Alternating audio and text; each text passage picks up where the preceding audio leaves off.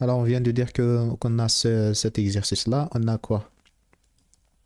On donne le On diagramme a de... un graphique. Voilà, le diagramme d'espace d'un corps S en mouvement suivant une trajectoire rectiligne.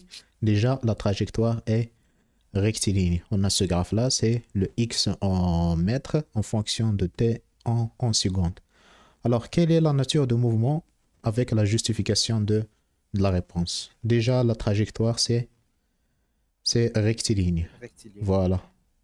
Donc, il s'agit de quoi? D'un Euh, d'un d'un mouvement mouvement rectiligne. rectiligne. Mais est-ce qu'il est accéléré, retardé, uniforme? Ça va être quoi?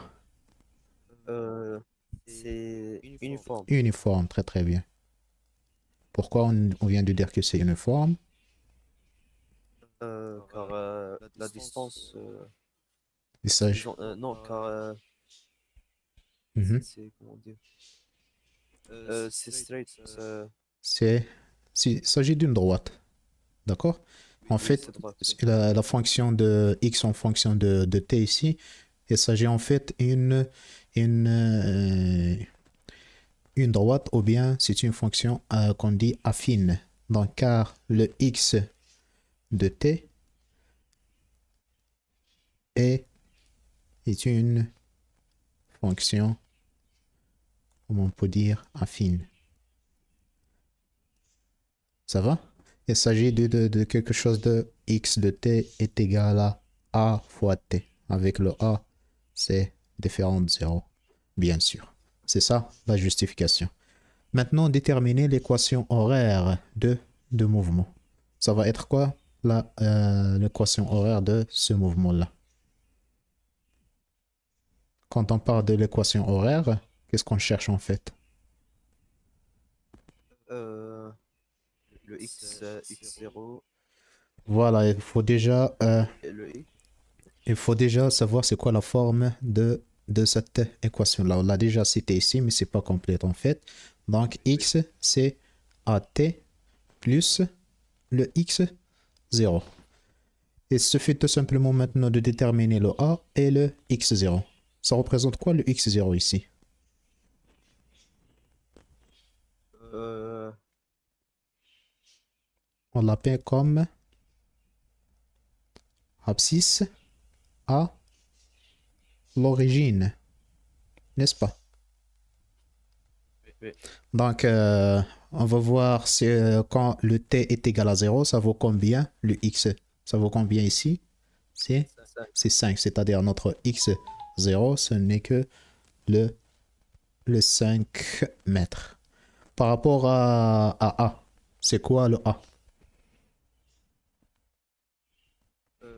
d'accord. Mhm. Le A,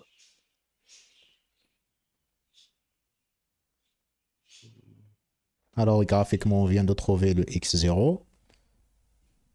Le A, ce c'est n'est aussi que... graphiquement. Oui, ça peut être trouvé graphiquement aussi. Le A, ce n'est que la vitesse, en fait. La vitesse de cet objet. Donc, on peut le déterminer à partir de détermination de ce qu'on appelle le coefficient quoi? Coefficient direct. Directeur. Voilà. A, c'est Directeur. le coefficient directeur. C'est pour cela, en fait, qu'ils ont donné ces deux points-là. Donc, le A, c'est en fait la vitesse.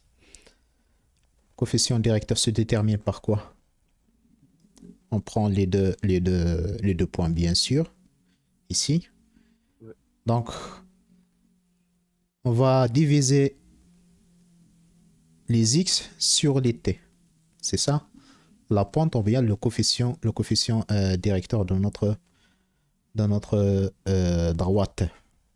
Donc, si on commence par n, par exemple, il a comme ordonnée. Il a 3, n'est-ce pas? 3, oui. 3. Moins quoi? L'ordonnée de m, c'est Moins un. moins 1. Voilà. Sur quoi? L'abscisse de n. On commence toujours par le même point. Celui qu'on vient de commencer Un, avec ici, c'est... un moins 2. Voilà, c'est un moins 2. Et après, ce n'est que des maths. Donc 3, ça fait 2 sur moins 1, bien sûr, ça fait moins 1. Donc A, ce n'est que moins 2. D'accord? Oui. Donc finalement, qu'est-ce qu'on peut écrire comme x de t? Ce n'est que quoi? Moins 2 t plus quoi? Plus 5. Plus 5, bien sûr. C'est ça l'équation horaire de cette... L'équation horaire... l'équation horaire de ce mouvement, bien sûr. C'est bon?